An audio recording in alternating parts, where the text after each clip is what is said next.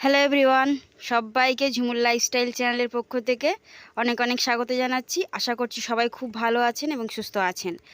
তো আজকে আমি আবারও নিয়ে এসেছি আপনাদের জন্য আরও একটা নতুন ধরনের ব্লগ। তো ব্লগটা শুরু করার আগে আমি একটা কথা আপনাদেরকে বলতে চাই যে যদি আপনারা আমার ভিডিও দেখেন, কমেন্ট করবেন, কিন্তু কমেন্টে এটা লিখবেন না যে সাপোর্ট করো। সাপোর্ট তো অবশ্যই পাবেন। যারা আমার ভিডিও দেখে তাদের ভিডিও আমি দেখি এবং যারা দেখে না তাদেরও ভিডিও দেখি। আর ভিডিও দেখার সাথে সাথে আমি লাইক, কমেন্ট, শেয়ার এবং সাবস্ক্রাইব করে দিই। এগুলো বলার দরকার নেই। এগুলো বললে কি হয়, নিজের চ্যানেলটাও ডাউন হয় এবং আমার চ্যানেলটাও ডাউন হয়। তো যাই হোক, যদি ভিডিও দেখে থাকেন অবশ্যই 1-2 দিন ওয়েট করবেন, আমি আপনার চ্যানেলে যাব এবং ভিডিও দেখে আসব। কোনো চিন্তা করবার দরকার নেই। তো যাই হোক, আজকের ব্লগটা বিকালবেলার ব্লগ, আর এটা রবিবার বিকালে আমি ব্লগটা বানিয়েছিলাম। তো মোরগটা আমি বিকালবেলা ঘুম থেকে উঠে একটু বেঁধে দিলাম, কারণ আগের দিন ও কুমড়ো গাছগুলো মেরে দিয়েছিল আর পেঁপে গাছ, পেয়ারা গাছের গোড়াও খুলে দিচ্ছে, আর লোকের বাগানেও চলে যাচ্ছে, সবাই খুব বকাঝকাও করছে। তো ওই জন্য আজকে আমি বিকালবেলা ঘুম থেকে উঠেই মোরগটাকে বাইরে বের করে বেঁধে দিলাম। তো বন্ধুরা, সবাইকে শুভ সন্ধ্যা। সন্ধ্যা হয়ে গেছে আর আমার বিকালে যা যা কাজ ছিল করা হয়ে গেছে। আর আজকে একটা গুরুত্বপূর্ণ কাজ করেছি, কিন্তু আপনাদের সাথে ভিডিও করে শেয়ার করা হয়নি। সেটা হচ্ছে কুকুরের বমি পরিষ্কার করেছি বারান্দা থেকে।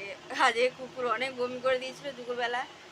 মানে এত গরম পড়ছে, মানুষেরই শরীর খারাপ লাগছে, আর তারা তো জীবজন্তু, তাদের তো শরীর খারাপ লাগবেই। তো ওরা বমি করেছিল অনেক, আর বিকালে আমি সেগুলো পরিষ্কার করেছি। স্নান করিনি, কিন্তু ভাবছিলাম স্নান করবো, একটু গায়ে ধুয়েছি, কারণ স্নান করলে মাথা চুল ভেজালে শোকাতো না।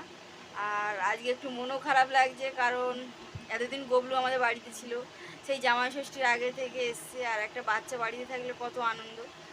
তো গবলু আজকে চলে গেল, গবলুর মাও চলে গেছে। সন্ধ্যাবেলা বেরিয়েছে, আমার এত মন খারাপ লাগছিল, কিন্তু ভিডিওটা করা হয়নি, কারণ আমি তখন বমিও পরিষ্কার করছিলাম। আর গবলু চলে যাচ্ছে, এটা আমার ভালো লাগছিল। আমি তো বলছি আরও 1-2 দিন থাক, আমি তো যেতেই দিচ্ছিলাম না। আমি বলছি কি কাল ঈদের ছুটি আছে, কালকে চলে যাবে, কিন্তু গবলুর বাবা এসেই গেছে। গবলুকে আর রাখবে না, অনেক দিন রেখেছে। তো আজকে গবলুর মাকে নিয়ে চলে গেছে। একটু তো মন খারাপ লাগছিল, সকাল থেকে উঠে সারাদিনটা গবলুর সাথে খুবই ভালো কাটছিল, সারাক্ষণ কোলে করে নেওয়া, খাওয়ানো, একটা খুব মজার ব্যাপার। আর এত ভালো বাচ্চা, তো ঘুম থেকে উঠে কখনো কাঁদে না। খাওয়া হয়ে গেলেই ঘুমিয়ে যাবে, মোটামুটি নিজে থেকে ঘুমিয়ে যাবে। খিদে পেলে একটু কাঁদবে, খাইয়ে দিলেই চুপ করে থাকবে, ঘুম থেকে উঠেও কাঁদে না, এত ভালো। কিন্তু আমাদের বাড়িতে এত গরম হচ্ছিল, তো সারাদিন একটু ছটফট করলেও সন্ধ্যেবেলা কিন্তু দিব্যি সন্ধ্যা হলেই ঘুমিয়ে যেত, কিছু খাইয়ে দিলেই ঘুমিয়ে যাবে, এত ভালো বাচ্চা। তো গবলু আজকে চলে গেছে, মনটা খুবই খারাপ লাগছে, ভালো লাগছে না। আর আমি আজকে ভিডিও করিনি, বিকালেরও ভিডিও করিনি, গবলুর বাড়ি যাওয়ারও ভিডিও করিনি, আমার খুব মন খারাপ লাগছিল। তো যাই হোক, সন্ধ্যা হয়ে গেছে, আর এখন কিছু আমার খেতে ভালো লাগছে না, কিছু ভালো লাগছে না। তো একটু ভিডিও করে নিই, আবার পরে দেখি কি করি, আমার ভালো লাগছে না। ওবেলা তো রান্না সবই আছে মোটামুটি, এখন একটু টিভি দেখবো, আর বোনকে একটু ফোন করে কথা বলি, দেখি গবলু কী করছে। তো বন্ধুরা, একটা কথা আপনাদেরকে জানানো হয়নি, যেদিন ব্লগটা বানাচ্ছিলাম রবিবার দিন বিকালবেলা, ওই দিন তো গবলুও চলে গেল, আর সাথে সাথে মোরগটাও বাবা মা পাঠিয়ে দিয়েছিল। ওই দিন ফার্স্ট টাইম মোরগটাকে আমি একটু বেঁধে রেখেছিলাম। আগের দিন খুবই বিরক্ত করছিল, কুমড়ো গাছটা খুলে দিয়েছে আর লোকের বাগানে চলে গিয়েছিল বলে লোকে খুব কথা শোনাচ্ছিল।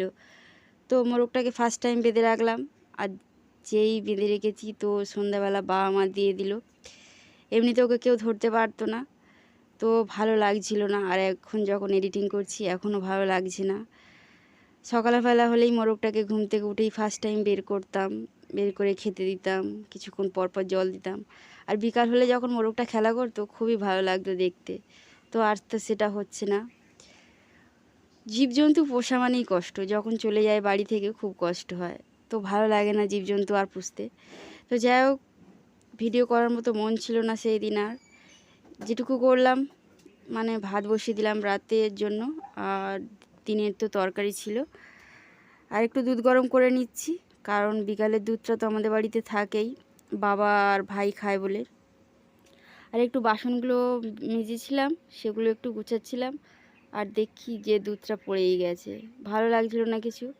তো দুধটা এখন পরিষ্কার করতে হবে। আর ব্লগটা এই পর্যন্ত রাখছি। ভালো থাকবেন সবাই।